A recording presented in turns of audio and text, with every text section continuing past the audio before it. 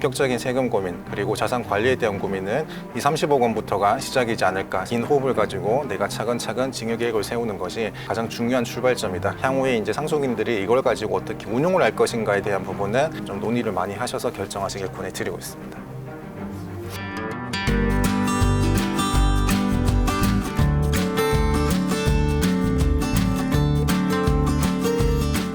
네, 안녕하세요. 절세미남 세무사 TV 채널을 운영하고 있는 이성호입니다. 저는 주로 상속과 증여에 대해서 많은 분들께서 좀 도움이 되는 강의 그리고 칼럼, 책을 쓰고 관련 정보를 전달드리는데 도움을 드리고 있습니다.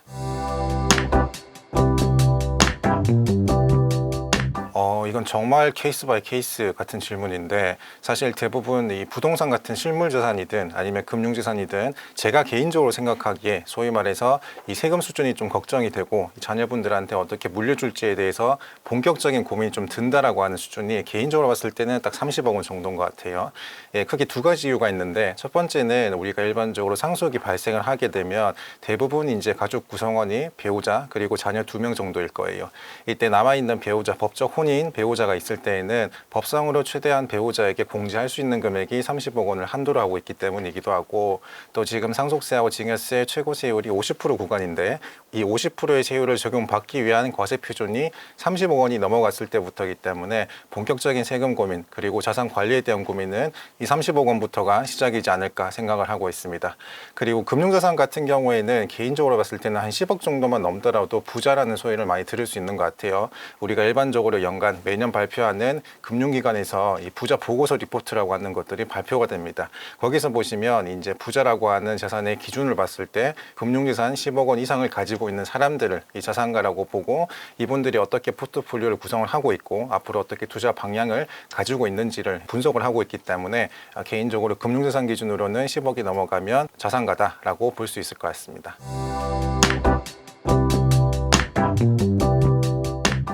제가 본 자산가분들의 특징은 크게 두 가지가 있는데요. 첫 번째는 이 행동을 하기 전에 먼저 절세 방법이 있는지 미리 알아보는 습관이 있다는 겁니다. 그게 사실 세무 상담이든 내가 흥미가 있어서 이 세금 관련된 분야에서 직접 공부를 하든 간에 어쨌든 세금을 줄일 수 있는 방법을 미리 찾아본다는 거예요. 이 대부분 세금이라고 하는 게 어떤 의사결정을 함에 있어 가지고 마지막에 세금을 신고하고 납부하는 절차다 보니까 맨 먼저 앞단에서 이런 내용에 대해서 중요성을 관가하는 경우가 굉장히 많습니다. 예를 들어서 우리가 상업용 건물 하나 판다고 가정을 해볼게요. 우리가 건물을 팔기 위해서 가장 먼저 보는 것이 과연 내 건물을 사갈 수 있는 사람이 있을까? 매수인을 찾는 거고요. 두 번째는 평당 단가, 매매 금액이 얼마일까? 그리고 세 번째는 지금 현재 담보된 대출을 어떻게 갚을지, 세입자에 대한 명도는 어떻게 할지에 대한 부분인데, 그럼에도 불구하고 이제 이런 경험이 많은 자산가 분들은 미래에 발생할 세금을 미리 준비를 하면 내가 충분히 절세를 할 수 있구나 라고 하는 경험적 기대가 있기 때문에 미리 세금 절세에 대한 방법을 연구하고 찾아본다라고 하는 습관이 있는 것 같고, 두 번째는 이 세금 상담을 할 때 반드시 이 물려받을 자녀분들하고 반드시 세금 상담을 같이 들어오는 경우가 많습니다. 왜냐하면 세금 상담이라고 하는 것이 이게 일반적인 정보의 전달이기 때문에 많은 부모님들께서 세금에 대해서 민감하신 분들은 오히려 본인 스스로일 거예요. 그렇지만 자산가일수록 이런 상황에 대해서 내가 고민하는 바가 이런 것이고 너가 고민할 바는 향후 이런 내용이기 때문에 우리 세금 상담 전체에 대해서 서로가 어떻게 이해관계인으로서 참여를 하는지가 중요하다고 스스로 인식을 많이 하고 계시는 것 같습니다.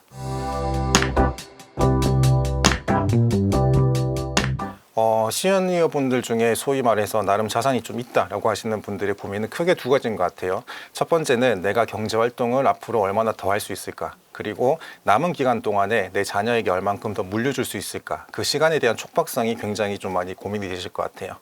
개인적으로 봤을 때는 제가 나이가 많으실수록, 고령자일수록 이 후자에 대한 고민이 더 크게 다가오실 것 같습니다. 왜냐하면 예를 들어서 이미 내가 한 재산이 50억 정도 있어. 만약에 내가 여기서 열심히 경제활동을 해가지고 1억을 더 번다고 가정을 했을 때 나중에 상속세에서는 이미 최고 세율 50%를 구간을 적용받고 있기 때문에 1억을 더 벌면 그중에 절반은 세금이라는 소리인데 차라리 이 고민이 더 크게 드실 수 있다는 말씀이신 거예요. 그래서 실제로 어떤 상담이 있었냐면 이 부모님이 이미 고령에 아주 나이가 많으신 상태에서 돌아가셨는데 재산가액이 대략 한 500억 정도였습니다. 이런 분들 같은 경우에는 실제로 단순히 세금 계산을 하더라도 상속세가 대략 230억 정도 나왔어요. 그래서 일단은 내가 낼 세금이 230억 원이나 하는구나 라고 하는 데서 1차적으로 놀랐고요. 두 번째 더 크게 놀란 거는 그러면 남은 270억 중에 내가 만약에 사망을 하게 되면 내 자녀가 낼 세금은 또 거기에 절반이니까 이 세대를 한 번, 두 번 건너뛰었음에도 불구하고 이 가압으로 내려오는 재산이 거의 3분의 1 토막 발생을 하는 거거든요. 그래서 왜냐하면 상속인들 같은 경우에도 이 상담을 오신 분들 자녀도 역시 이미 내가 나이가 65세가 넘는 70세를 바라보고 있는 나이기 때문에 이미 내가 모아둔 재산 그리고 부모님이 이번에 돌아가시면서 내가 상속받을 재산을 더했을 때 그 다음 세대에게 어떻게 물려줄지에 대한 고민이 훨씬 더 크게 다가오는 경우가 있기도 합니다. 세무사님은 은퇴 후에는 버는 것과 지키는 것 중에 어떤 게 더 중요하다고 생각하시고 그 이유가 무엇인지도 설명. 우선 앞서 말씀드린 것처럼 이미 일정 수준 이상 재산을 축적을 하게 되면 세금 부담이 더 늘어나는 것도 있고요. 두 번째는 이 재산을 준비할 수 있는 기간이 점점 촉박해진다는 거에 가장 큰 것 같아요.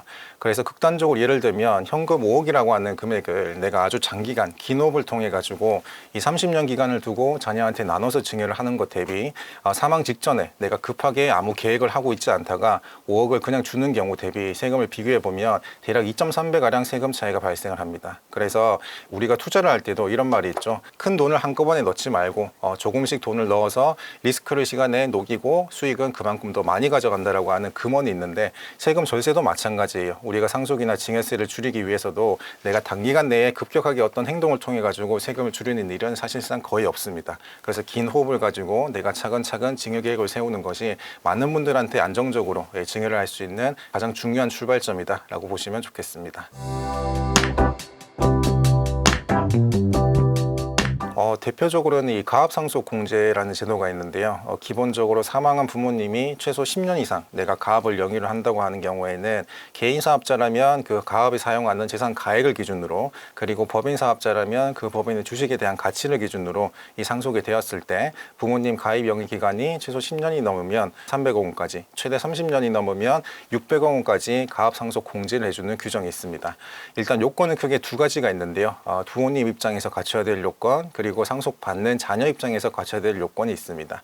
우선 부모님 입장에서는 이 가압을 영위하는 기간 동안 이 주식 보유 비율이 40% 이상이 항상 유지가 되어야 되고요.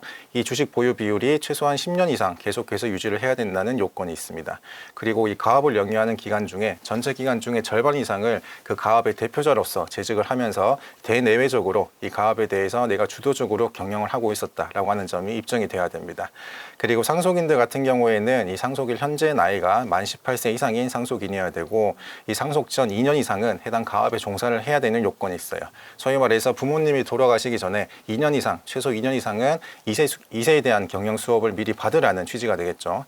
그리고 상속세 신고 기한 저희가 6개월입니다. 6개월 기간 동안에 임원으로 취임을 해야 되고 그리고 상속세 신고 기한이 지난 이후부터 다시 2년 동안에는 본격적으로 대표이사를 취임을 해서 5년 동안의 사후관리 요건을 충족을 해야만 이 가압상속 공제에 대한 요건을 적용받을 수가 있습니다.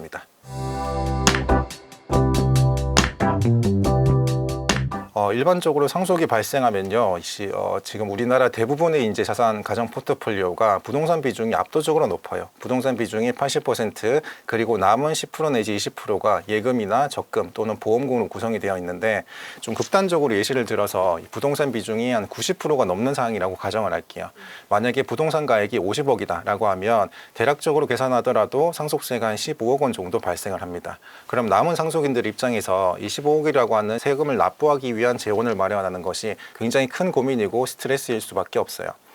최대 10년 동안 법상 이 세금을 나눠서 납부하는 연부연납 제도가 있지만 매년 1억 5천만 원 정도 해당하는 세금을 10년 동안 꾸준히 납부하기 역시 굉장히 쉽지가 않습니다. 마찬가지로 이 세금을 연부연납함에 있어 가지고도 120% 이상 하는 담보도 별도 제공을 해야 되고 매년 내가 남는 미납 금액에 대해서 연간 3.1%의 납부지연 가산세도 함께 발생을 하고 있기 때문에 내가 연부연납을 하는 기간이 더 길수록 내가 거기에 대한 가산금도 훨씬 더 커진다라고 하는 단점도 있어요. 더 중요한 건 뭐냐면 사실상 이렇게 부모님께 물려받은 재산에 대해서 발생하는 상가람의 월세가 발생을 하겠죠. 이 월세가 사실 이 세금을 납부하는데 그만큼 충분하지 않다는 게 가장 큰 맹점입니다. 결국에는 상속인들이 본인이 근로소득을 통하든 사업소득을 통하든 본인이 자력으로 세금을 납부를 해야 된다는 겁니다. 결국 상속인들한테 이렇게 연대 납세 의무가 있기 때문에 서로 돈을 모아서 내야 되는데 매년 1억씩 10년 동안 세금을 거의 상속 좀비라고 제가 개인적으로 표현을 하고 있습니다만 꾸준히 납부하는 게 굉장히 그 과정이 지난하고 스트레스가 많을 수밖에 없어요.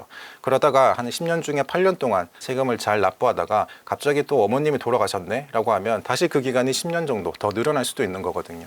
그래서 저는 개인적으로 권해드리는 바는 이런 남원 가족들이 세금 납부 때문에 고통을 받지 않도록 가급적이면 전세재산 포트폴리오 중에 15% 정도는 현금화시킬 수 있는, 유동화시킬 수 있는 금융자산으로 재산 포트폴리오를 좀 다변화시키는 것이 중요하다고 보고 있습니다. 그리고 부동산을 상속받으면 사실 우리가 상속세만 걱정을 많이 하시는데요. 부동산은 취득세도 함께 발생을 합니다. 그렇지만 현금을 상속받으면 우리가 취득세는 없어요.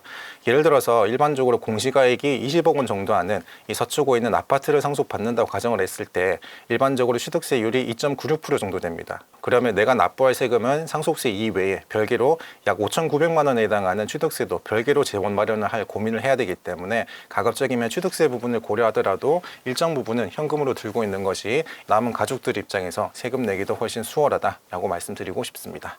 그럼 만약에 같은 금액이라고 했을 때 부동산 자산보다는 금융자산으로 상속을 하는 게 더 부담이 줄겠네요. 사실 이런 내용이 재산 구성에 대한 내용이긴 한데 사실 어떤 재산 구성이 형태가 부동산이든 일반 금융재산이든 세금이 나오는 것 같지만 향후에 이제 상속인들이 이걸 가지고 어떻게 운용을 할 것인가에 대한 부분은 사실 사전에 이 부모님과 자녀분들이 함께 좀 논의를 많이 하셔서 결정하시길 권해드리고 있습니다.